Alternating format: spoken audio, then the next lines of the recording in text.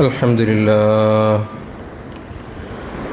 لله نحمده ونستعينه ونستغفره ونؤمن به ونتوكل عليه ونعوذ بالله من شرور أنفسنا ومن سيئات أعمالنا من يهده الله فلا مضل له ومن يضلله فلا هادي له وأشهد أن لا إله إلا الله وحده لا شريك له وأشهد أن سيدنا وحبيبنا محمدا عبده ورسوله صلى الله على سيدنا محمد وعلى آله وأصحابه وبارك وسلم تسليما كثيرا أما بعد فأعوذ بالله من الشيطان الرجيم بسم الله الرحمن الرحيم هو الذي بعث في الأميين رسولا منهم يتلو عليهم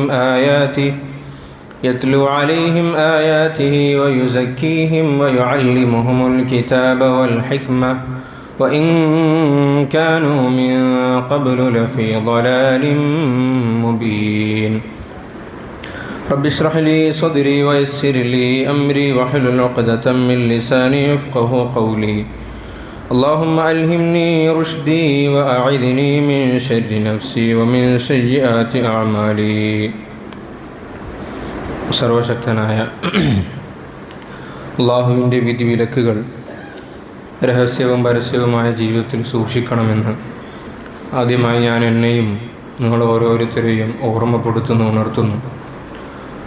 അല്ലാഹു സുബ്ഹാനഹു വ തആല നമ്മളിൽ നിന്നും എന്തെല്ലാം തെറ്റുകുറ്റങ്ങളും ദോഷങ്ങളും പാപങ്ങളുമൊക്കെ സംഭവിച്ചിട്ടുണ്ടോ അതെല്ലാം നമുക്ക് പുറത്ത് മാപ്പാക്കി തരുമാറാകട്ടെ. നമ്മുടെ ആയുസ്സിന് എത്ര കാലം ബാക്കിയുണ്ടോ അത്രയും കാലം അള്ളാഹുവിനെ തഖ്വ ചെയ്ത് അള്ളാഹുവിനെ സൂക്ഷിച്ച് ജീവിക്കുവാനും ഈമാനോടുകൂടി ഭൂമിയിൽ നിന്ന് യാത്ര പോകാനുമുള്ള സൗഭാഗ്യം അള്ളാഹു നമുക്കും നമ്മുടെ വേണ്ടപ്പെട്ടവർക്കും നൽകി അനുഗ്രഹിക്കുമാറാകട്ടെ. രോഗികളായ വീടുകളിൽ ആശുപത്രികളിലൊക്കെ പ്രയാസപ്പെടുന്ന ആളുകൾ അള്ളാഹു അവർക്കൊക്കെ ആജിലും മുസ്തമിറുമായ ശിഫാ പ്രദാനം ചെയ്യുമാറാകട്ടെ. ദുആ കൊണ്ട് വസിയത്ത് ചെയ്തവർ അള്ളാഹു അവരുടെയും നമ്മുടെയും ഒക്കെ പ്രയാസങ്ങൾ മാറ്റുകയും ഹലാലായ ഉദ്ദേശങ്ങൾ സഫലീകരിക്കുകയും ചെയ്യുമാറാകട്ടെ. പ്രത്യേകിച്ചൊരു സഹോദരൻ വളരെ അത്യാസന്ന നിലയിൽ ലേക്ക് ഷോർ ഹോസ്പിറ്റലിൽ അഡ്മിറ്റിലാണുള്ളത്. ആ സഹോദരനെ കൊണ്ട് ദുആ ചെയ്യാൻ വേണ്ടി അഭ്യർത്ഥിച്ചിട്ടുണ്ട്. അല്ലാഹു സുബ്ഹാനഹു വ തആല ആ സഹോദരന് ആഫിയത്തും ഷിഫാവും നൽകി അനുഗ്രഹിക്കുമാറാകട്ടെ. ബഹുമാനമുള്ള മുഅ്മിനീങ്ങളെ, സത്യവിശ്വാസികളെ,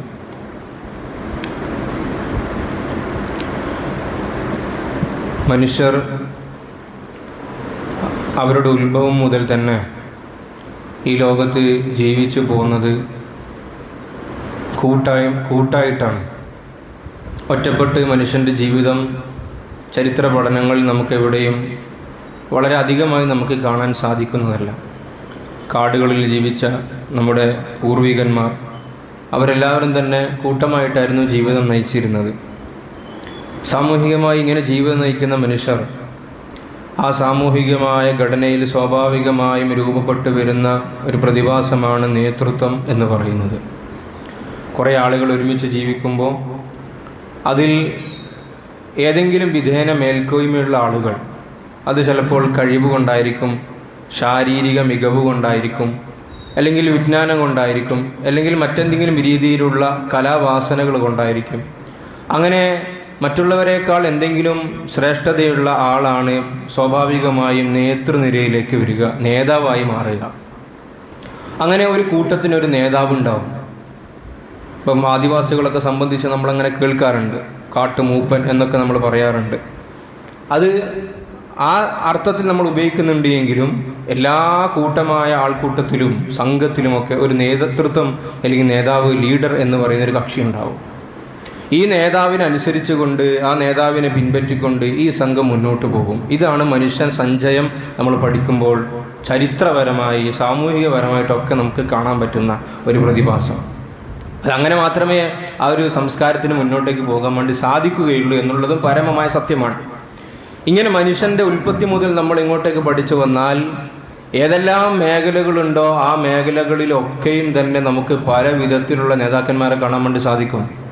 രാഷ്ട്രീയപരമായി, സാമൂഹികപരമായി, കലാപരമായി, കായികപരമായി, സാമ്പത്തികപരമായി ഈ മേഖലകളൊക്കെ നമ്മൾ നോക്കിയാൽ ലോകത്തിനെ സ്വാധീനിച്ച, ലോകത്തിൽ വലിയ രീതിയിൽ തരംഗങ്ങൾ ഉണ്ടാക്കിയ, വിപ്ലവങ്ങൾ നടത്തിയ ഒരുപാട് നേതാക്കന്മാരെയും നേതൃത്വത്തിനെയും നമുക്ക് കാണാൻ വേണ്ടി സാധിക്കും.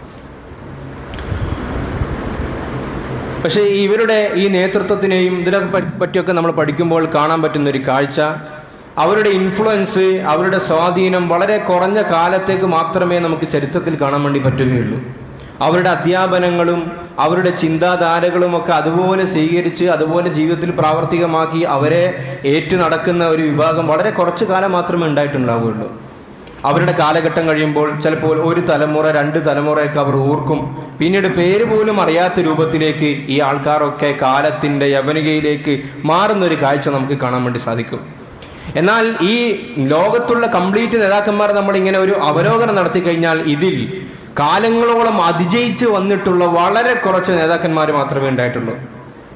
രാഷ്ട്രീയപരമായിട്ടാകട്ടെ, ആത്മീയപരമായിട്ടാകട്ടെ, സാമുദായികപരമായിട്ടാകട്ടെ, നമ്മളങ്ങനെ നോക്കിക്കഴിഞ്ഞാൽ അവരൊക്കെ ഈ പറഞ്ഞ രീതിയിൽ യവനികൾക്ക് അപ്പുറത്തേക്ക് മറഞ്ഞപ്പോൾ വളരെ കുറഞ്ഞ ആളുകൾ മാത്രമേ ചരിത്രത്തിൽ എന്നെന്നും ചർച്ച ചെയ്യപ്പെട്ടിട്ടുള്ളൂ. പ്രതിഭാധാരകളായ നേതാക്കന്മാർ.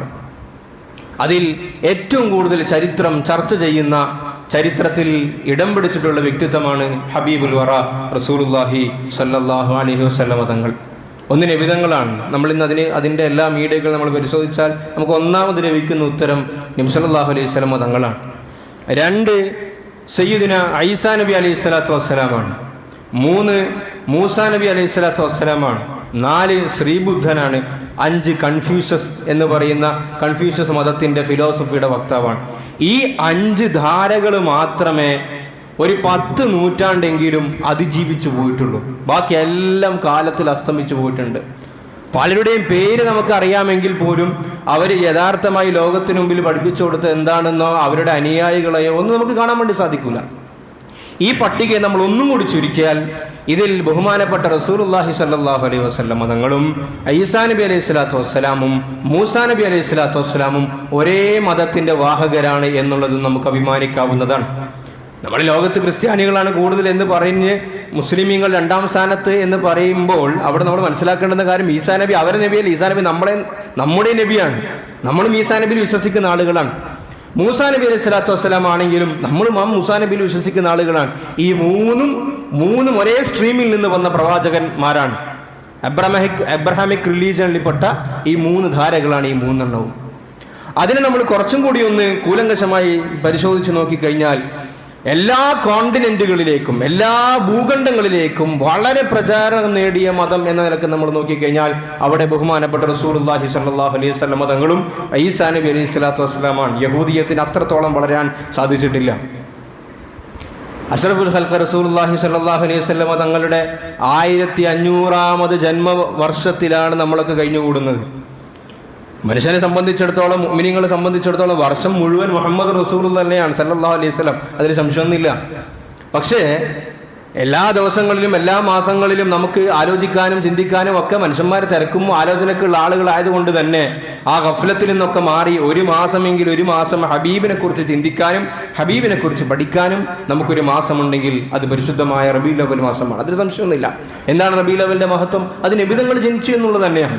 കാരണം നബി സല്ലല്ലാഹു അലൈഹി വസല്ലം തങ്ങളോട് ചോദിക്കപ്പെട്ടു, ഈ തിങ്കളാഴ്ചത്തെ നോമ്പിനെ പറ്റി ചോദിച്ചു.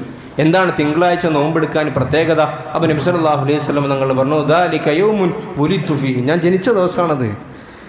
ആ ദിവസത്തിന് അങ്ങനെ ഒരു പ്രത്യേകത ഉണ്ട് എങ്കിൽ ആ ജനിച്ച മാസത്തിനും പ്രത്യേകത ഉണ്ട് എന്നതിന് ഇതിൽ കൂടുതൽ കവിഞ്ഞ തെളിവുകൾ അള്ളാഹുവിൻ്റെ റസൂലിനോട് മഹബത്തുള്ള വിശ്വാസികൾക്ക് ആവശ്യമുണ്ട് എന്ന് നമുക്ക് തോന്നുന്നില്ല. ഇനി റസൂലുള്ളാഹി സ്വല്ലല്ലാഹു അലൈഹി വസല്ലം തങ്ങളുടെ വളർച്ച നിങ്ങളൊന്ന് നോക്കി. ഹബീബായ റസൂലുള്ളാഹി സ്വല്ലല്ലാഹു അലൈഹി വസല്ലം AD 610 നുബുവത്തുമായിട്ട് ഇസ്ലാമിക ലോകത്തേക്ക് കടന്നു വരുമ്പോൾ നബിതങ്ങളിൽ വിശ്വസിച്ച ആള് ഒരൊറ്റ ഒരാളാണ്, ആദ്യത്തെ വ്യക്തി ഖദീജത്തുൽ കുബ്ര റളിയല്ലാഹു തആല അൻഹയാണ്. അത് നമ്മൾ ഹിജ്റയിലേക്ക് വരുന്നു, 622 വരുമ്പോൾ അന്ന് മുസ്ലിമീങ്ങളുടെ ജനസംഖ്യ അല്ലെങ്കിൽ അന്ന് മുസ്ലിമീങ്ങളായിട്ടുള്ള ആളുകൾ 1000 മുസ്ലിമീങ്ങളാണ്. വീണ്ടും ചരിത്രത്തിലേക്ക് നമ്മൾ വന്നാൽ AD 700 എത്തുമ്പോൾ ഖിലാഫത്ത് റാഷിദിന്റെ കാലത്തിലേക്ക് എത്തുന്ന സമയത്ത് മുസ്ലിമീങ്ങളുടെ എണ്ണം 2 മില്യണാണ്. അത് വീണ്ടും താഴോട്ടേക്ക് നമ്മൾ വന്നാൽ AD 1000 എത്തുമ്പോൾ 10 മില്യണാണ്. AD 500കളിലേക്ക് എത്തുമ്പോഴത്തേക്ക് 200 മില്യൺ ഫോളോവേഴ്സിലേക്ക്, നമ്മൾ ആധുനിക ഭാഷയിൽ പറഞ്ഞാൽ നബി സല്ലല്ലാഹു അലൈഹി വസല്ലം തങ്ങളെ വിശ്വസിക്കുന്ന, മുഹമ്മദ് എന്ന പേര് കേട്ടാൽ സല്ലല്ലാഹു അലൈഹി വസല്ലം എന്ന സ്വലാത്ത് ചൊല്ലുന്ന വിശ്വാസികളുടെ എണ്ണം ലോകത്ത് 200 മില്യൺ കഴിയുന്നു. 1800 ADയിലേക്ക് എത്തുമ്പോഴത്തേക്ക് 200ന്റെയും 400 മില്യണിന്റെയും ഇടയിലേക്ക് ജനസംഖ്യ കൂടുന്നു, മുസ്ലിം പോപ്പുലേഷൻ കൂടുന്നുണ്ട്. ഇന്നിപ്പോൾ നമ്മൾ പരിശോധിച്ച് നോക്കിയാൽ 2000 ആണ്ട് 2025 ഇടയിൽ നമ്മൾക്ക് നോക്കിക്കഴിഞ്ഞാൽ 2.25 ബില്യൺ മുസ്ലിമീങ്ങൾ നമുക്ക് ഇന്ന് മുസ്ലിം കൈരളിയിൽ കാണാൻ വേണ്ടി സാധിക്കും. ഇസ്ലാമിക അല്ലെങ്കിൽ മൊത്തം ജനസംഖ്യയിൽ നമുക്ക് കാണാൻ വേണ്ടി സാധിക്കും. മൊത്തം വേൾഡ് പോപ്പുലേഷന്റെ 4/1 മുസ്ലിമീങ്ങളാണ്. ഏകദേശം 8.2 സംതിങ് ആണ് ലോക ജനസംഖ്യ ഇന്ന് കണക്കാക്കപ്പെടുന്നത്. അതിൻ്റെ 4/1 മുസ്ലിമീങ്ങളാണ് എന്നുള്ളത് ഒരു മുസ്ലിമിനെ സംബന്ധിച്ചിടത്തോളം വലിയ അഭിമാനിക്കാവുന്ന ഘടകം തന്നെയാണ്. അള്ളാഹു നമുക്ക് ഇസ്തിഖാമത്ത് നൽകി അനുഗ്രഹിക്കുമാറാകട്ടെ. ഞാൻ ഈ കണക്ക് പറഞ്ഞിട്ട് നമ്മൾ വലിയ ഒരു അഭിമാനം പറച്ചിൽ പോകലല്ല ഞാൻ ഉദ്ദേശിക്കുന്നത്.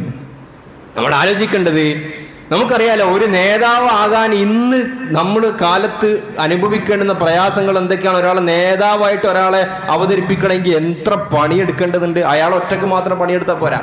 സാധാരണ ഒരു നേതാവിനെ ആരും ഉണ്ടാക്കലല്ല, നേതാവിന് ഉണ്ടാക്കാറല്ല. നേതാവ് ജന്മം കൊള്ളാറാണ്. സാഹചര്യം കൊണ്ട്, സന്ദർഭം കൊണ്ട്, അയാളുടെ കഴിവ് കൊണ്ട്, അയാളുടെ സ്വഭാവം കൊണ്ട്, അയാളുടെ മിടുക്ക് കൊണ്ട് ഇങ്ങനെയൊക്കെ ഉണ്ടായിത്തീരലാണ് പല നേതൃത്വ നിരയിലേക്കും വരുന്ന ആളുകൾ. എന്നാൽ പുതിയ കാലത്ത് അങ്ങനെയല്ലല്ലോ. നേതാക്കന്മാരെ ഉണ്ടാക്കാൻ വേണ്ടി പണിയെടുക്കുന്ന വലിയ വലിയ സംഘങ്ങൾ ഉണ്ടാകുമ്പോൾ നമ്മൾ ആലോചിച്ച് നോക്കിയാൽ അഷ്റഫുൽ ഖൽഖ് റസൂലുള്ളാഹി സ്വല്ലല്ലാഹു അലൈഹി വസല്ലം തങ്ങൾക്ക് ഈ 1400 ചില്ലുവാനും വർഷം നുബുവത്ത് നമ്മൾ കണക്കുകൂട്ടുകയാണെങ്കിൽ 1460 വർഷം ഇങ്ങോട്ട് പോകുമ്പോൾ ഒരു ചിത്രം പോലും ഇല്ലാതെ, ഒരു ഔട്ട്ലൈൻ പോലും കാണാതെ, അല്ലെങ്കിൽ നമ്മളിന്ന് നേതാക്കന്മാരൊക്കെ സാമൂഹിക മാധ്യമങ്ങളിൽ അവതരിപ്പിക്കുന്നത് പോലെ അല്ലെ കാതടിപ്പിക്കുന്ന വളരെ വൈകാരിക തലത്തിലുള്ള BGMഉം ഇമോഷണൽ കോട്ട്സ് ഒക്കെ ഇട്ടിട്ട് ചെറിയ ജീവിതത്തിന്റെ ചില ഭാഗങ്ങൾ മാത്രം കാണിച്ചിട്ട് അല്ലെ നമ്മളങ്ങനെ വൈകാരികമായി കീഴ്പ്പെടുത്തുന്ന ഒരു ഉപാധിയും ഇല്ലാതെ അഷ്റഫുൽ ഖൽഖ് റസൂലുള്ളാഹി സ്വല്ലല്ലാഹു അലൈഹി വസല്ലം തങ്ങൾ ഇന്നും ലോകത്തിന്റെ മുഴുവൻ ദിക്കുകളിലും ജീവിക്കുന്നുണ്ടെങ്കിൽ അത് ഹബീബ റസൂലുള്ളാഹി സ്വല്ലല്ലാഹു അലൈഹി വസല്ലം തങ്ങളുടെ ഒരേ ഒരു ക്വാളിഫിക്കേഷൻ കൊണ്ട് മാത്രമാണ്. അതാണ് റസൂലുള്ളാഹ്, അള്ളാഹുവിൻ്റെ റസൂലാണ്. നമ്മൾ ആരെങ്കിലും ഉണ്ടാക്കി തീർത്ത ഒരു നബിയല്ല, ഒരു മനുഷ്യനല്ല. അത് അള്ളാഹു സുബ്ഹാനഹു വ തആല തെരഞ്ഞെടുത്ത വ്യക്തിത്വമാണ്. അല്ലാഹു യസ്തഫി മിനൽ മലായികതി റസൂലൻ വ മിനൻ നാസ്. അല്ലാഹു തആല മനുഷ്യരുടെ കൂട്ടത്തിൽ നിന്നും തൻ്റെ സന്ദേശങ്ങൾ മനുഷ്യരിലേക്ക് എത്തിക്കുന്നതിന് വേണ്ടി ചില ആളുകളൊക്കെ തിരഞ്ഞെടുക്കുന്നു. ഇനി നിങ്ങൾ മറ്റു നേതാക്കന്മാരെയും ഹബീബിനെ കുറിച്ച് നമ്മളൊന്ന് ഒരു തുലനം ചെയ്യൽ നടത്തൂ. മറ്റു നേതാക്കന്മാരൊക്കെ നമ്മൾ പരിശോധിച്ചാൽ അവരുടെ ജീവിതത്തിന്റെ എല്ലാ ഭാഗങ്ങളും നമുക്ക് തുറന്ന പുസ്തകമായി ലഭ്യമല്ല. ഒന്നാമത്തെ കാര്യം കിട്ടൂല. കാരണം എങ്ങനെ ഒരാളുടെ ജീവിതം എങ്ങനെ ഒപ്പിയെടുക്കൽ, എത്രമാത്രം നമുക്ക് ഒപ്പിയെടുക്കാൻ പറ്റും? ആ മനുഷ്യന്റെ സാമൂഹിക ജീവിതം നമുക്ക് കാണാൻ വേണ്ടി പറ്റും. അയാളുടെ പ്രസംഗം നമുക്ക് കേൾക്കാം, അയാളുടെ എഴുത്തുകൾ നമുക്ക് വായിക്കാം. അതിൻ്റെ അപ്പുറത്തേക്ക് അയാളുടെ കുടുംബജീവിതം എങ്ങനെയായിരുന്നു, അയാളുടെ വീട്ടിൽ ഭാര്യനോട് എങ്ങനെയായിരുന്നു, അയാൾ വൃത്യനോട് എങ്ങനെയായിരുന്നു, ജീവിതത്തിന്റെ സദാചാര മൂല്യം എത്രത്തോളം ഉണ്ടായിരുന്നു, സാമ്പത്തികമായ ഇടപാട് എത്രത്തോളം ഉണ്ടായിരുന്നു, ഒരു നേതാവിനെ സംബന്ധിച്ചിടത്തോളം പൂർണ്ണാർത്ഥത്തിൽ നമുക്ക് ലഭ്യമല്ല. സാധാരണ പറയാറുണ്ട്, never meet your super heroes എന്ന് പറയാറുണ്ട്. നമ്മൾ നമ്മുടെ മനസ്സിൽ വലിയ ആളുകളായിട്ട് കൊണ്ട് നടക്കുന്ന പല ആളുകളുണ്ട്. അത് ചിലപ്പോൾ കായിക മേഖലയിലായിരിക്കും, അല്ലെങ്കിൽ രാഷ്ട്രീയ മേഖലയിലായിരിക്കും. ഇവരൊക്കെ ഒരു അകലത്തിൽ നിന്നുകൊണ്ട് നമ്മൾ വിശ്വസിക്കണം എന്ന് പറയാറുണ്ട്. സാധാരണ ഇവരെ നിങ്ങൾ നേരിൽ കാണരുത്, അവരുമായി നേരിട്ട് ബന്ധം സ്ഥാപിക്കരുത്. കാരണം നേരിട്ട് അടുക്കുമ്പോഴാണ് നമുക്ക് അതിൻ്റെ യാഥാർത്ഥ്യം നമുക്ക് മനസ്സിലാകുക. സാധാരണ അങ്ങനെ പറയും, നിങ്ങൾ നേതാവിനെ നിങ്ങൾ അടുത്തറിയരുത് എന്നാ പറയരുത്, ഒരു അകലത്തിൽ നിന്നുകൊണ്ട് മനസ്സിലാക്കണം. കാരണം ഈ അകലം മാറി അടുപ്പത്തിലേക്ക് വന്നു കഴിഞ്ഞാൽ നമ്മുടെ മനസ്സിലുണ്ടാക്കിയിട്ടുള്ള പ്രതിഷ്ഠ മുഴുവൻ തകരും. ഓ, ഇയാൾ ഇത്രക്കാരനായിരുന്നോ, സുബ്ഹാനല്ലാഹ്, ഞാൻ ഇങ്ങനെയല്ലല്ലോ ഇയാളെ കുറിച്ച് വിചാരിച്ചത്, വലിയ മാന്യനാണെന്ന വെള്ളക്കുപ്പായം ധരിച്ച ആളാണെന്നാണ് ഞാൻ വിചാരിച്ചത്, കുപ്പായത്തിന്റെ നിറം പോലെയാണ് ഹൃദയത്തിന്റെ വെളുപ്പും എന്നാണ് ഞാൻ വിചാരിച്ചത്. പക്ഷെ അടുത്തറിഞ്ഞപ്പോഴാണ് ഇയാളുടെ തനി സ്വഭാവം മനസ്സിലായത് നമ്മൾ പറയും. എന്നാൽ ഹബീബായ റസൂലുള്ളാഹി സ്വല്ലല്ലാഹു അലൈഹി വസല്ലം തങ്ങളുടെ വിഷയത്തിൽ നേരെ തിരിച്ചാൽ നമ്മളൊക്കെ ആഗ്രഹിക്കുന്നത് കാണാൻ വേണ്ടിയിട്ടാണ്. കാരണം ആ ജീവിതം തുറന്ന പുസ്തകമായിരുന്നു, ഒന്നും ഒളിച്ചു വെക്കാനുണ്ടായിരുന്നില്ല. മറ്റു നേതാക്കന്മാരുടെ ഒക്കെ വിഷയം അവരുടെ ജീവിതം പൂർണ്ണമായി നമുക്ക് ലഭ്യമല്ല. മുഹമ്മദ് റസൂലുള്ളാഹി സ്വല്ലല്ലാഹു അലൈഹി വസല്ലം തങ്ങളുടേത് നമ്മൾ സാധാരണ ഒരു ആലങ്കാരികമായി പറയുമ്പോൾ അടുക്കള മുതൽ അന്താരാഷ്ട്രം വരെ. അടുക്കളയിൽ ആയിഷ റളിയല്ലാഹു തആല അൻഹക്ക് മാവ് കുഴച്ചു കൊടുത്ത നബി ഹുദൈബിയ സന്ധിയിൽ അന്ന് കരാർ ഒപ്പിടുന്ന നബി, മക്കം ഫത്ഹിൽ എങ്ങനെ ഒരു സൈനിക നടപടി നടത്തണമെന്ന് തീരുമാനിക്കുന്ന നബി, മദീനത്തെ രാജാവായി വരുമ്പോഴും അവിടെയുള്ള എല്ലാ സമൂഹങ്ങളുമായി എങ്ങനെ ഒത്തുപോകണമെന്ന് പഠിപ്പിക്കുന്ന നബി, എല്ലാ മേഖലയിലും ഹബീബായ റസൂലുള്ളാഹി സ്വല്ലല്ലാഹു അലൈഹി വസല്ലം തങ്ങളെ നമുക്ക് ദർശിക്കാൻ സാധിക്കും. ഇനി മറ്റു നേതാക്കന്മാരും നിബിധങ്ങൾ തമ്മിൽ വേർതിരിയുന്നത് അങ്ങനെ? എല്ലാ നേതാക്കന്മാരും ഏതെങ്കിലും ഒരു മേഖലയിൽ മാത്രമേ നമുക്ക് അനുധാവനം ചെയ്യാൻ പറ്റുകയുള്ളൂ. എല്ലാ നേതാക്കന്മാരും അത് ഏത് മേഖല ആയിക്കൊള്ളട്ടെ, ഏത് രാഷ്ട്രീയ പാർട്ടി ആയിക്കൊള്ളട്ടെ. ഇപ്പൊ ഒരു കായിക താരത്തിനോട് ഭയങ്കരമായ സ്നേഹവും പ്രേമമുള്ള ആളുകൾ, ആ ആളുടെ ആ കായിക മേഖല മാത്രമേ നമുക്ക് ഒരു പിൻപറ്റാം എന്ന് പറയുന്നത് ഉണ്ടാവുകയുള്ളൂ. നമ്മൾ അറിയപ്പെട്ട വലിയ വലിയ താരങ്ങൾ, ഫുട്ബോൾ താരങ്ങളാകട്ടെ, ക്രിക്കറ്റ് താരങ്ങളാകട്ടെ, ഞാൻ എല്ലാവരും വ്യക്തിഹത്യ നടത്തുകയില്ല, ഒരു കമ്പാരിസൺ ഞാൻ പറയാം. അവർക്ക് വ്യക്തി ജീവിതത്തിലേക്ക് നിങ്ങൾ കടന്നു പോകൂ. എന്തായിരുന്നു അവരുടെ ജീവിതം? പബ്ലിക്കിൽ പോലും പറയാൻ പറ്റാത്ത അത്രയും മോശമായിട്ടുള്ള ജീവിതം നടത്തിയവരാണ് പലരും. എന്തുകൊണ്ട്? കാരണം അവരൊരു മേഖലയിൽ മാത്രം തിളങ്ങിയ ആളുകളാണ്. ഈ അടുത്ത കാലത്ത് മരണപ്പെട്ട ഒരു കായിക താരം, ഞാൻ പേരൊന്നും പറയുന്നില്ല, നമ്മൾ പഠിക്കാൻ വേണ്ടി പറയാം. ആ കായിക താരം മരണപ്പെട്ടപ്പോൾ അയാൾ കോടിക്കണക്കിന് രൂപ ആസ്തിയുള്ള മനുഷ്യനാണ്, കോടിക്കണക്കിന് രൂപ ആസ്തിയുള്ള മനുഷ്യൻ. ആ കായിക താരം മരണപ്പെട്ടപ്പോൾ വിവിധ രാജ്യങ്ങളിൽ നിന്നും കത്തുകൾ വരാൻ വേണ്ടി തുടങ്ങി. ഞങ്ങൾ ഇയാളുടെ മകനാണ്, ഞങ്ങൾ ഇയാളുടെ മകളാണ് എന്ന് പറഞ്ഞിട്ട് ഈ വ്യക്തിയുടെ മേൽ പിതൃത്വം, അവകാശവാദം ഉന്നയിച്ചുകൊണ്ട് പല ആളുകളും രംഗത്ത് വന്നിട്ട് രണ്ട് കാരണങ്ങൾ. ഒന്ന്, ഇയാളുടെ സമ്പത്തിൽ മോഹിച്ചുകൊണ്ട്, സമ്പത്ത് കണ്ടിട്ട് അനന്തരാവകാശം കിട്ടാലോ, അത് മോഹിച്ചുകൊണ്ട് വന്നതാകാം. അല്ലെങ്കിൽ ഇയാളുടെ സദാചാരം എത്രത്തോളം മൂല്യവത്തായിരുന്നു എന്ന് നമുക്ക് മനസ്സിലാക്കാൻ വേണ്ടി സാധിക്കും. അതാണ്, ഏതെങ്കിലും ഒരു മേഖല മാത്രമേ നമുക്ക് ഈ പറയപ്പെട്ട സോക്കോൾഡ് ലീഡേഴ്സിൻ്റെ ഒക്കെ നമുക്ക് വായിക്കാൻ വേണ്ടി പറ്റും. എന്നാൽ ഹബീബായ റസൂലുള്ളാഹി സ്വല്ലല്ലാഹു അലൈഹി വസല്ലം തങ്ങളുടെ ഏതെങ്കിലും താളുകൾ, ആ ജീവിതത്തിൻ്റെ പുസ്തകം നമ്മളിങ്ങനെ മറിക്കും, ഏതെങ്കിലും ഒരു താളെടുത്തിട്ട് ഇത് നമുക്ക് പിൻപറ്റാൻ പറ്റാവുന്നതല്ല, ഇത് നമുക്ക് ചെയ്യാൻ പറ്റുന്നതല്ല എന്നൊരിക്കലും നമുക്ക് പറയാൻ വേണ്ടി പറ്റുകയില്ല. ഹബീബിന്റെ കുടുംബ ജീവിതമാണോ, ഹബീബിന്റെ വ്യക്തി ജീവിതമാണോ, ഹബീബിന്റെ സാമ്പത്തികമാണോ, ഹബീബിന്റെ വ്യക്തിപരമായ ആരാധനയാണോ, എന്തെടുത്താലും ലഖദ് കാന ലക്കും ഫീ റസൂലില്ലാഹി ഉസ്വത്തുൻ ഹസനത്തുൻ ലിമൻ കാന യർജുല്ലാഹ്. നിങ്ങൾക്ക് ആഖിറത്തിൽ രക്ഷപ്പെടണമെന്നുണ്ടോ, നിങ്ങൾക്ക് ആഖിറത്തിൽ അള്ളാഹുവിന്റെ വിജയം ലഭിക്കണമെന്നുണ്ടോ, നിങ്ങൾക്ക് റസൂലുള്ളാഹി സ്വല്ലല്ലാഹു അലൈഹി വസല്ലം തങ്ങളിൽ മാതൃകയുണ്ട്. മറ്റു നേതാക്കന്മാരും ഹബീബായ റസൂലുള്ളാഹി സ്വല്ലല്ലാഹു അലൈഹി വസല്ലം തങ്ങളിൽ വേർതിരിയുന്ന ഭാഗം എന്താണ്? നേതാക്കന്മാർ അണികൾ എന്ന നിലയിൽ മാത്രമേ അറിയുന്നുള്ളൂ. എല്ലാ അണികളെ സംബന്ധിച്ച് അറിയുകയും എല്ലാ അണികളോട് സ്നേഹം പ്രകടിപ്പിക്കാനൊന്നും ആർക്കും സാധിക്കൂല. എല്ലാവരും മനുഷ്യന്മാരല്ലേ. വളരെ അടുത്ത ആളുകളെ സംബന്ധിച്ച് അറിവുണ്ടാകും ഈ അണികൾക്ക്. അപ്പൊ ആ അടുത്ത അണികൾക്ക് എന്തെങ്കിലും ആവശ്യങ്ങൾ ഉണ്ടാകുമ്പോൾ ഒരു പക്ഷേ നേതാവ് നേരിട്ട് വന്ന് ഇടപെടുന്നു, സഹായങ്ങൾ നൽകുന്നു, അവന് വേണ്ടി അവന്റെ കാര്യങ്ങളൊക്കെ നോക്കി നടത്തുന്ന ഒരു അവസ്ഥ ഉണ്ടാകും. പക്ഷേ ഓരോ അണിയെ സംബന്ധിച്ച് എന്നെ സ്നേഹിക്കുന്നത് ആരാണ്, എനിക്ക് വേണ്ടി പ്രാർത്ഥിക്കുന്നത് ആരാണ് എന്നും ഒരു നേതാവിനും അറിയൽ ഒരു നിലക്കും പോസിബിളായ കാര്യമല്ല. താൻ സ്ഥാനാർത്ഥിയായി നിൽക്കുന്ന മണ്ഡലത്തിലെ വോട്ടേഴ്സ് പോലും എത്ര ആൾക്കാരുണ്ട്, ചിലപ്പോൾ കൗണ്ടർ ഉണ്ടാവും. പക്ഷെ അത് ആരൊക്കെയാണെന്ന് പോലും ഒരു പക്ഷേ ഈ നേതാക്കന്മാർക്ക് അറിയാം. അത് പ്രാപ്യമല്ല, അത് പോസിബിൾ അല്ല. എന്നാൽ ഹബീബായ റസൂലുള്ളാഹി സ്വല്ലല്ലാഹു അലൈഹി വസല്ലം തങ്ങൾ ഈ വിഷയത്തിൽ നമ്മൾ കണ്ടു കഴിഞ്ഞാൽ അവിടെയും വ്യതിരിക്തമാണ്. സല്ലല്ലാഹു അലൈഹി വസല്ലം തങ്ങൾ പറഞ്ഞു, നിങ്ങൾ വെള്ളിയാഴ്ച രാവിലെ സ്വലാത്തിനെ വർദ്ധിപ്പിക്കണം. അള്ളാഹു നമുക്ക് തൗഫീഖ് നൽകി അനുഗ്രഹിക്കുമാറാകട്ടെ. വെള്ളിയാഴ്ച രാവിലെ നിങ്ങൾ സ്വലാത്ത് വർദ്ധിപ്പിക്കണം. എന്താ അതിൻ്റെ പ്രത്യേകത? മൻ സല്ല അലയ്യ സ്വലാത്തൻ സല്ലല്ലാഹു ബിഹാ അശ്റൻ. സ്വലാത്തിന് അടിസ്ഥാനപരമായ ഒരു പ്രതിഫലമുണ്ട്. ഒരാളൊരു സ്വലാത്ത് നബിതങ്ങളുടെ മേൽ ചൊല്ലിയാൽ അള്ളാഹു അതിന് 10 ഇരട്ടിയായി കൊടുക്കും. വെള്ളിയാഴ്ച രാവിലെ ചൊല്ലുമ്പോൾ പ്രത്യേകിച്ചിട്ട് ഇന്ന ലില്ലാഹി മലായികതൻ സയ്യാഹീൻ, അള്ളാഹു താലാക്ക് വേണ്ടി ഭൂമിയിൽ സഞ്ചരിക്കുന്ന മലക്കുകളുടെ സംഘമുണ്ട്. ഒരാളൊരു സ്വലാത്ത് ചൊല്ലുമ്പോൾ ഈ സ്വലാത്തിനെ ഹബീബിൻ്റെ സമക്ഷത്തിലേക്ക് കൊണ്ടുപോകുമെന്ന് റസൂലുള്ളാഹി സ്വല്ലല്ലാഹു അലൈഹി വസല്ലം തങ്ങൾ പഠിപ്പിച്ചു. നബിതങ്ങളുടെ അടുക്കൽ അറിയിപ്പുണ്ടാകും, ഇതാ ഇന്ന വ്യക്തി, ഇന്ന പ്രദേശത്തുള്ള ആൾ, ഇന്ന ആളുടെ മകൻ അല്ലെങ്കിൽ ഇന്ന ആളുടെ മകൾ ഹബീബെ അങ്ങേക്ക് വേണ്ടി സ്വലാത്ത് ചൊല്ലിയിട്ടുണ്ട് എന്ന് പറയുമ്പോൾ നബിതങ്ങൾ പറയുന്നു, ഇല്ലാ റദ്ദല്ലാഹു അലയ്യ റൂഹി, എനിക്ക് അല്ലാഹു തആല എൻ്റെ ആത്മാവിനെ തിരിച്ചു തരും. ഹദീസിന്റെ ടെക്സ്റ്റ് എങ്ങനെയാണ്? റദ്ദല്ലാഹു അലയ്യ റൂഹി, അള്ളാഹു എൻ്റെ റൂഹ് എനിക്ക് തിരിച്ചു തരും. അതിനെ പണ്ഡിതന്മാർ പല രീതിയിൽ വ്യാഖ്യാനിച്ചിട്ടുണ്ട്. റൂഹ് തിരിച്ചു തരിക എന്ന് പറഞ്ഞാൽ നബി തങ്ങൾ ആ ബർസഖി ജീവിതത്തിലുള്ള അവസ്ഥകളിൽ നിന്ന് തിരിഞ്ഞിട്ട് ആ സമയം പ്രത്യേകം ഈ വ്യക്തിയിലേക്ക് ശ്രദ്ധ കേന്ദ്രീകരിക്കും. എന്നിട്ട് ആ വ്യക്തിക്ക് വേണ്ടി പ്രത്യേകം സ്വലാത്ത് തിരിച്ചു ചൊല്ലുമെന്ന് ഷഫീഉനാ റസൂലുള്ളാഹി സ്വല്ലല്ലാഹു അലൈഹി വസല്ലം തങ്ങൾ പറയുന്നുണ്ടെങ്കിൽ, പ്രിയമുള്ളവരെ, സാധാരണ ഒരു നേതാവിൻ്റെ കൂട്ടത്തിൽ നമ്മുടെ നേതാവായ ഹബീബായ റസൂലുള്ളാഹി സ്വല്ലല്ലാഹു അലൈഹി വസല്ലം തങ്ങളെ ചേർത്ത് വെക്കൽ അത് തങ്ങളോട് കാണിക്കുന്ന അപമര്യാദയാണ്. അള്ളാഹു നമുക്ക് ഹബീബിനെ മനസ്സിലാക്കാനുള്ള തൗഫീഖ് നൽകി അനുഗ്രഹിക്കുമാറാകട്ടെ. എന്താണ് ഹബീബിനെ പറ്റി നമ്മൾ മദ്ഹ് പറയുക? എന്ത് വാക്കുകൾ ഉപയോഗിച്ചിട്ടാണ് ഹബീബിനെ നമ്മൾ പുകഴ്ത്തുക? റസൂലുള്ളാഹി സ്വല്ലല്ലാഹു അലൈഹി വസല്ലം തങ്ങളെ സംബന്ധിച്ച് അല്ലാഹു തആല പരിശുദ്ധമായ ഖുർആൻ ഷരീഫിൽ നടത്തിയ വാക്കുകൾ മാത്രം നമ്മൾ കേട്ടാൽ, വായിച്ചാൽ അതിനെ തന്നെ നമ്മൾ മനസ്സിലാക്കാൻ പഠിക്കാൻ നമുക്ക് ഒരുപാട് ദിവസങ്ങൾ വേണ്ടിവരും. ഹദീസ് അവിടെ നിൽക്കട്ടെ, മഹാന്മാർ പാടിയ കവിതകൾ അവിടെ നിൽക്കട്ടെ, ബാക്കി ഖസായിദുകളും ബാക്കിയൊക്കെ അവിടെ നിൽക്കട്ടെ. അല്ലാഹു ഖുർആനിൽ നബി സല്ലല്ലാഹു അലൈഹി വസല്ലം തങ്ങളെ പറ്റി ഉപയോഗിച്ച വാക്കുകളും ആയാത്തുകളും നമ്മൾ പരിശോധിച്ചാൽ അല്ലാഹു തആല എത്രമാത്രം നബി തങ്ങളെ മദ്ഹ് ചെയ്തിട്ടുണ്ട് എന്ന് നമുക്ക് കാണാൻ വേണ്ടി സാധിക്കും. സൂറത്തുൽ ഇൻശിറാഹിൽ അല്ലാഹു പറയുന്നതായി കാണാം, വറഫഅനാ ലക ദിക്റക നബിയേ, അങ്ങയുടെ ഓർമ്മയെ, അങ്ങയെ പറ്റിയുള്ള അപദാനങ്ങളെ, അങ്ങയെ പറ്റിയുള്ള കീർത്തനങ്ങളെ ഞാൻ ഉയർത്തിയില്ല നബിയെ. ആ മുഹമ്മദ് എന്ന പേര് നമ്മൾ വായിക്കുമ്പോൾ സല്ലല്ലാഹു അലൈഹി വസല്ലം, എന്താ വാക്കിന്റെ അർത്ഥം? സ്തുതിക്കപ്പെടുന്നവൻ, വാഴ്ത്തപ്പെടുന്നവൻ, പ്രകീർത്തിക്കപ്പെടുന്നവൻ എന്നാണ് അർത്ഥം.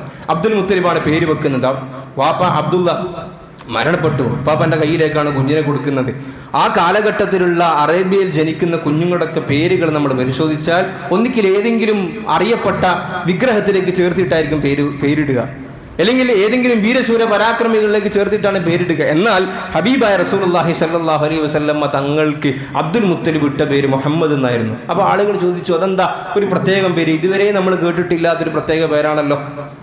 അപ്പൊ അദ്ദേഹം പറഞ്ഞൊരു മറുപടി ഉണ്ട്, റജൗതുല്ലാഹ, ഞാൻ പ്രതീക്ഷിക്കുന്നു, അയ്യുഹമ്മദ ഫിസ്സമാഇ വൽ അർദ്, ഈ കുട്ടി ആകാശത്തിലും ഭൂമിയിലും പ്രകീർത്തിക്കപ്പെടുന്നവനാണ് എന്നൊരു തോന്നൽ എൻ്റെ മനസ്സിലുണ്ടായി, അതുകൊണ്ടാണ് ഞാൻ മുഹമ്മദ്, വാഴ്ത്തപ്പെടുന്നവൻ എന്ന പേരിട്ടത് എന്ന് അബ്ദുൽ മുത്തലിബ് അന്ന് ഇസ്ലാം പോലും ഇല്ല. അന്ന് ഈസാ അലൈഹി സ്വലാത്തു വസ്സലാമിന്റെ ക്രിസ്ത്യാനിറ്റിന്റെ തനതായ രൂപങ്ങൾ എവിടെയൊക്കെയോ ഉണ്ട്. ആ ചിന്തകളിൽ നിന്നാകാം ഈ ചിന്ത വന്നിട്ടുണ്ടാവുക.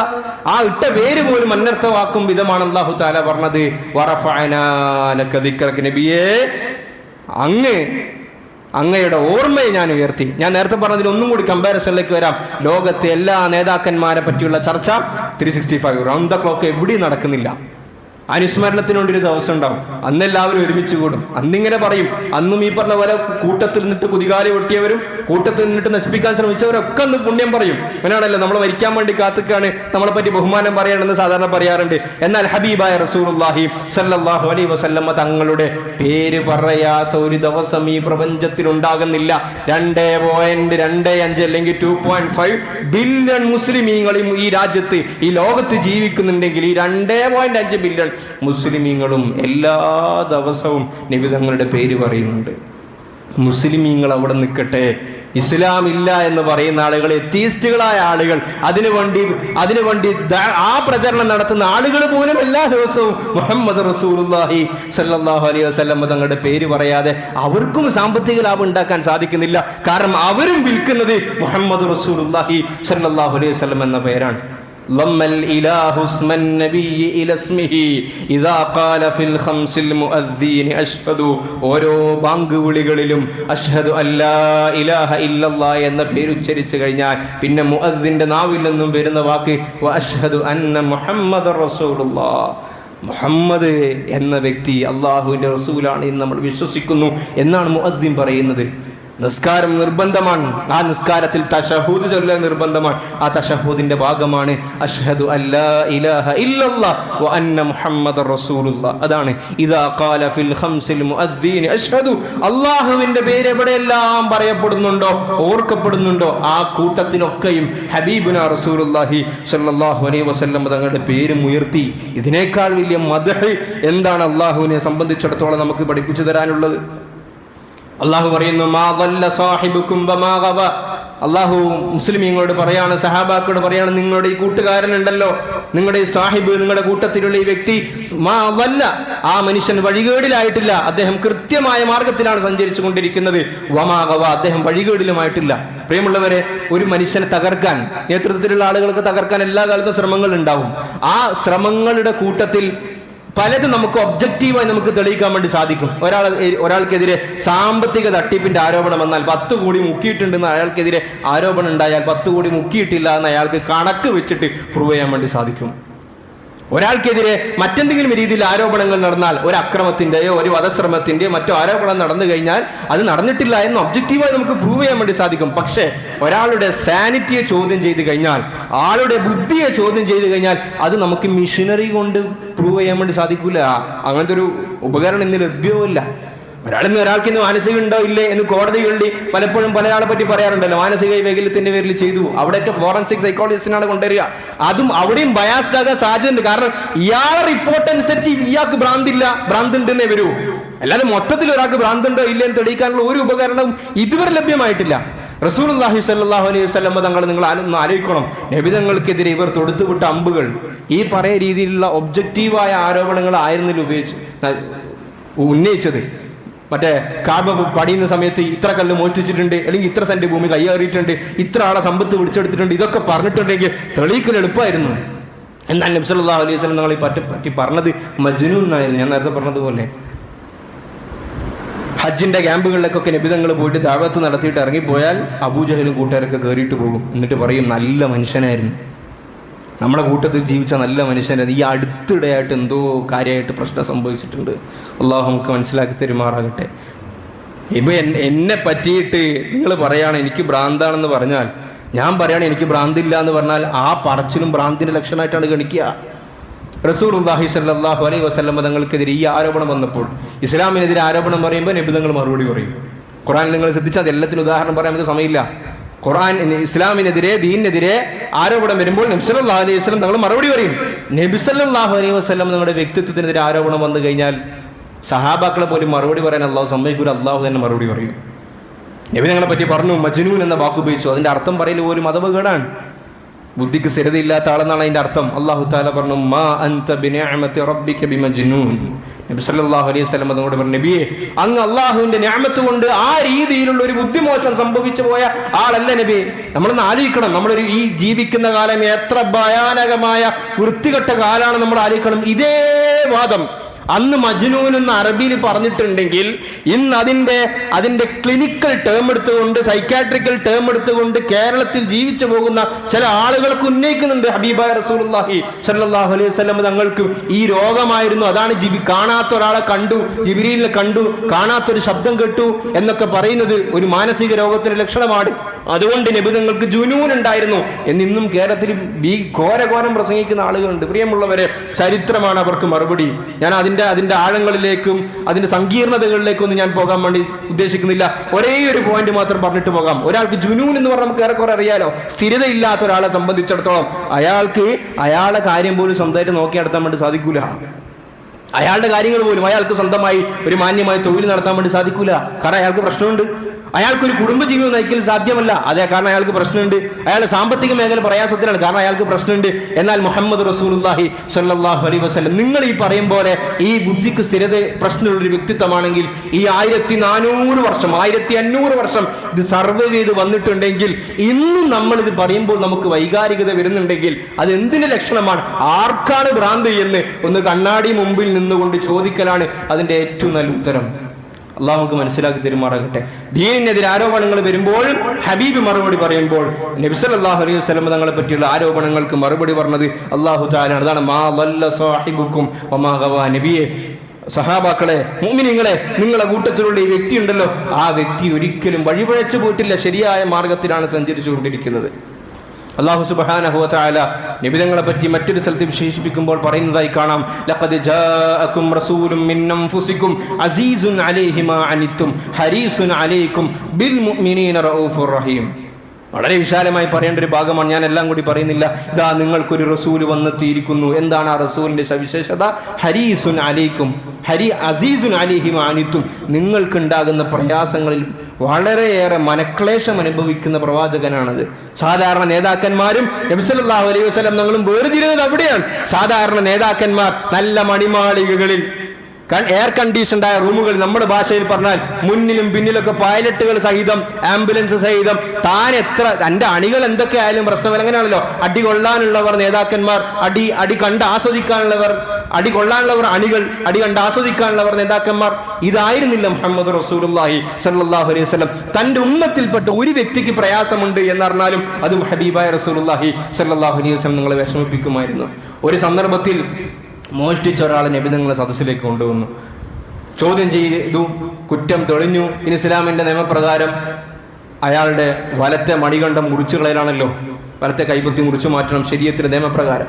നബി തങ്ങൾ വിധിച്ചു അയാളെ കൈപ്പത്തി മുറിച്ചു മാറ്റാൻ വേണ്ടി ഉത്തരവിട്ട്. ആ മുറിച്ചു മാറ്റാൻ വേണ്ടിയിട്ടുള്ള കോടതി നടപടികളിലേക്ക് പോകുന്ന സന്ദർഭത്തിൽ മദീനത്തെ പള്ളിയുടെ ഒരു ഭാഗത്തിരുന്നുകൊണ്ട് നബി തങ്ങൾ കരയാണ് സല്ലല്ലാഹു അലൈഹി വസല്ലം. നമ്മൾ ആലോചിച്ച്, ഒരു നേതാവിന്റെ പണിയാണോ ഇത്? ഞാനെന്തിനും അത് നോക്കണം എന്ന മെന്റാലിറ്റി അല്ലേ നമ്മുടെ നേതാക്കന്മാർക്ക് ഉണ്ടാവുക? നബി സല്ലല്ലാഹു അലൈഹി വസല്ലം കരയാണ്. സഹാബാക്കൾ ചോദിച്ചു, എന്തിനാ നബിയെ കരയുന്നത്? അവൻ പറഞ്ഞു, എൻ്റെ ഉമ്മത്തിന്റെ കൈയാണല്ലോ മുറിക്കുന്നതെന്ന് പറഞ്ഞു സല്ലല്ലാഹു അലൈഹി വസല്ലം. സഹാബാക്കൾ പറഞ്ഞു, നബിയെ അങ്ങ് പറഞ്ഞിട്ടല്ലല്ലോ മുറിക്കുന്നത്. അള്ളാഹു മനസ്സിലാക്കി തരുമാറാകട്ടെ. ഒരു സിന ചെയ്ത വ്യക്തിയെ കൊണ്ടുവന്നു, ആ വ്യക്തിയെ എറിഞ്ഞു കൊല്ലാൻ വേണ്ടി ഉത്തരവിട്ടു. എറിഞ്ഞു കൊല്ലുന്നതിൻ്റെ ഇടയിൽ ഖാലിദ് ഇബ്നു വലീദ് റളിയല്ലാഹു അൻഹുവിന്റെ മുഖത്തേക്ക് ആ സ്ത്രീയുടെ ശരീരത്തിൽ നിന്നും ചോര തെറിച്ചു. ഒരു വിചാരം ചെയ്ത സ്ത്രീയായിരുന്നു, ഖാമിദിയ ഗോത്രത്തിൽപ്പെട്ട സ്ത്രീ. കല്ലെറിയണല്ലോ ഇസ്ലാമിക നിയമമാണെങ്കിൽ. നമുക്കൊക്കെ ഇഫ്ഫത്ത് നൽകി അനുഗ്രഹിക്കുമാറാകട്ടെ. ഖാലിദ് ഇബ്നു വലീദ് റളിയല്ലാഹു അൻഹു കല്ലെറിഞ്ഞപ്പോൾ ആ സ്ത്രീയുടെ ശരീരത്തിൽ നിന്ന് ചോര മുഖത്തേക്ക് തെറിച്ചു. ഖാലിദ് റളിയല്ലാഹു അൻഹു രൂക്ഷമായി ഭാഷയിൽ വിമർശിച്ചു. റസൂലുള്ളാഹി സ്വല്ലല്ലാഹു അലൈഹി വസല്ലം തങ്ങൾ പറഞ്ഞു, ആ രീതിയിലുള്ള പദപ്രയോഗങ്ങൾ നടത്തി പോകരുതെന്ന് പറഞ്ഞു. ഖാലിദ് റളിയല്ലാഹു അൻഹുവിന്റെ ചോദ്യം എന്താണ്? ഇത് ആരാണ് ഈ സ്ത്രീ? ഹജ്ജ് ഉംറയും കഴിഞ്ഞിട്ട് വന്നിട്ട് പൂമാല എറിഞ്ഞു കൊടുക്കുന്നതല്ല, വൃത്തികെട്ട പാപം ചെയ്തിട്ട് ആ പാപത്തിനുള്ള ശുദ്ധീകരണം നടത്തുകയാണ്, സിനക്ക് വേണ്ടിയുള്ള ഹദ് നടപ്പിലാക്കുകയാണ്. റസൂലുള്ളാഹി സ്വല്ലല്ലാഹു അലൈഹി വസല്ലം തങ്ങൾ പറഞ്ഞു, ഈ പെണ്ണ് ചെയ്ത തൗബ എങ്ങാനും മദീനത്ത് മുഴുവൻ വീതിച്ചു കൊടുത്താൽ മദീനക്കാരെ എല്ലാവരുടെ പാപത്തിനും ഇവളുടെ തൗബ മതിയായി എന്ന് മുഹമ്മദ് റസൂലുള്ളാഹി സ്വല്ലല്ലാഹു അലൈഹി വസല്ലം. ഉമ്മത്തി എന്ന ഫിക്റായിരുന്നു.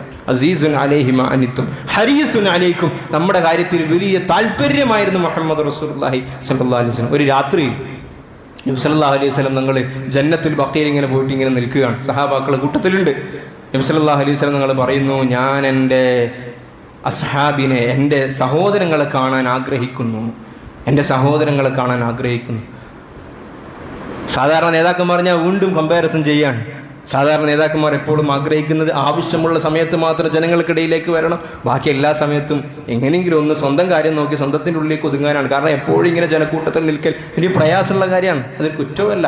എന്നാൽ നബി തങ്ങൾ പറയുന്നത്, ഞാൻ എൻ്റെ ഇഖ്വാനന, എൻ്റെ സഹോദരങ്ങളെ കാണാൻ ആഗ്രഹിക്കും. സഹാബാക്കൾ വെച്ച്, നബിയെ നമ്മൾ അങ്ങയുടെ സഹോദരന്മാരല്ലേ? അപ്പോൾ നബി സല്ലല്ലാഹു അലൈഹി വസല്ലം നിങ്ങൾ പറഞ്ഞു, അൻതും അസ്ഹാബി, നിങ്ങൾ എൻ്റെ അനുചരന്മാരാണ്, എൻ്റെ കൂടെ സമയം ചെലവഴിക്കുന്നവരാണ്. എൻ്റെ സഹോദരന്മാരാരാണ്? അവർ ഇനി വരാൻ വേണ്ടി പോകുന്ന ഒരു തലമുറയാണ്. അവരെന്നെ കണ്ടിട്ടുണ്ടാവുകയില്ല, അവരെന്റെ ശബ്ദം ശ്രവിച്ചിട്ടുണ്ടാവുകയില്ല. അവരാഗ്രഹിക്കും, അവരും അവരുടെ കുടുംബസമേതം എന്നെ കണ്ടിരുന്നുവെങ്കിൽ എന്ന് ആഗ്രഹിക്കും. അവരാണ് എൻ്റെ സഹോദരന്മാർ, ആ സഹോദരങ്ങളെ കാണാൻ ഞാൻ ആഗ്രഹിക്കുന്നു എന്ന് മുഹമ്മദ് റസൂലുള്ളാഹി സ്വല്ലല്ലാഹു അലൈഹി വസല്ലം. അതാണ് ഹരീസുൻ അലൈക്കും, നിങ്ങളോട് വലിയ താല്പര്യമുള്ള നേതാവാണ്.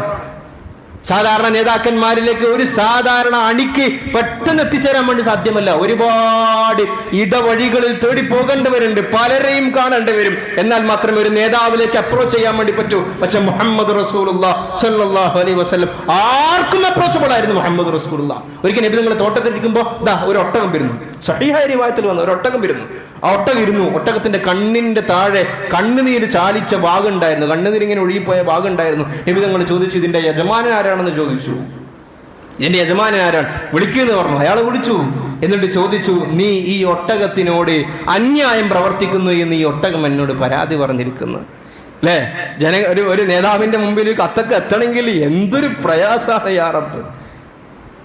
അത് കത്ത് എത്തല് വേറെ, അത് പരിഗണിക്കപ്പെടണമെങ്കിൽ വീണ്ടും ഇങ്ങനെ ഒരുപാട് ആളുകൾ കാണും. മുഹമ്മദ് റസൂലുള്ളാഹി സ്വല്ലല്ലാഹു അലൈഹി നബി തങ്ങൾ പറഞ്ഞു, ഒരൊട്ടകത്തിന് ഒരു ജീവിയെ പോലും അതിനെ നിശ്ചയിക്കപ്പെട്ട അളവിന്റെ അപ്പുറത്തേക്ക് ഭാരം ചുമത്താൻ വേണ്ടി പാടില്ല. ഹരീസുൻ അലൈക്കും, ബിൽ മുഅ്മിനീന റഊഫുർ റഹീം, മുഅ്മിനീങ്ങളോട് അങ്ങേയറ്റം ദയയും വായ്പയുമുള്ള വ്യക്തിത്വമാണ് മുഹമ്മദ് റസൂലുള്ളാഹി സ്വല്ലല്ലാഹു അലൈഹി വസല്ലം എന്ന് പരിശുദ്ധമായ ഖുർആൻ ശരീഫ് നബി തങ്ങളെ പറ്റി പറഞ്ഞതായി കാണാം. പ്രിയമുള്ളവരെ, നമ്മുടെ ചിന്തകൾ, നമ്മുടെ ഓർമ്മകൾ, നമ്മുടെ ആലോചനകളിൽ ഹബീബ് എന്നും നമുക്ക് ജീവിച്ചിരിക്കേണ്ടവരായിട്ടുണ്ട്. കേവലം ഒരു മാസത്തിൽ മാത്രം അല്ലെങ്കിൽ കുറഞ്ഞ ദിവസം മാത്രം നമ്മൾ എന്തൊക്കെയോ ചെയ്തു 12ഓടുകൂടി എല്ലാം അസ്തമിച്ച് പിന്നെ റസൂലുള്ള ഇല്ല, അള്ളയില്ല എന്ന ജീവിതമല്ല. നമ്മുടെ ജീവിതത്തിൽ അലിഞ്ഞു ചേരേണ്ട ആ ഒരു പ്രതിഭാസമാണ് മുഹമ്മദ് റസൂലുള്ളാഹി സ്വല്ലല്ലാഹു അലൈഹി വസല്ലം. ആ ഹബീബിനെ കൂടുതലായി അറിയാനും ഹബീബിനെ ജീവിതത്തിൽ പ്രാവർത്തികമായി ഒപ്പിയെടുക്കുവാനും ആ ഹബീബിൻ്റെ കൂടെ സ്വർഗ്ഗത്തിൽ പ്രവേശിക്കാനുമുള്ള തൗഫീഖ് അള്ളാഹു നമുക്ക് നൽകി അനുഗ്രഹിക്കുമാറാകട്ടെ. വആഖിറു ദഅ്വാനാ അനിൽ ഹംദുലില്ലാഹി റബ്ബിൽ ആലമീൻ.